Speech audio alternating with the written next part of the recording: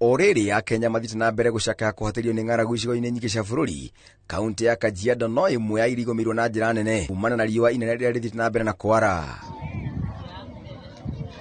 Thutha wa ceceni ya Inooro TV kũmũrĩka mĩtangĩko ya aikari arĩa mahatĩrĩkĩte na njĩra nene, kũrĩa aciari mathiaga cukuru ya Ibisili kũhoya irio, ikundi ithatũ cia andũ a wendi mwega nĩciumĩrĩte na kũheana irio kũrĩ aikari a gĩcigo gĩkĩ.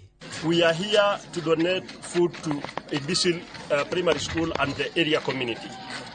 This has been caused by the long drought, which has actually affected the entire nation and especially Kajiado. Ikundi ici kuma kaunti ya Narok rungu rwa ũtongoria wa Peter Sira maheanĩte ũteithio wa mĩtu kũrĩ makĩria ma andũ 2,000, ũteithio ũrĩa maugĩte ũkũmateithĩrĩria thikũ cigana ũna. This is becoming too serious.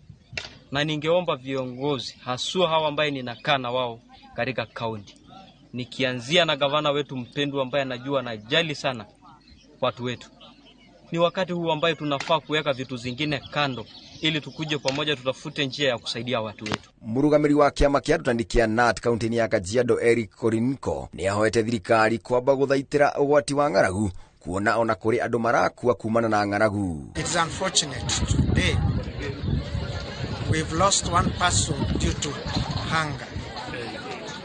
It's unfortunate. And therefore, we want to request our president. We know you love the Maasai people. We know you have the Maasai people at heart. We want to request you, especially the people of Kajiado. Kajiado is in a very bad state. And therefore, we want to request you, please send as much as you can the people that are supposed to bring us food, because we need a lot of food in Kajiado.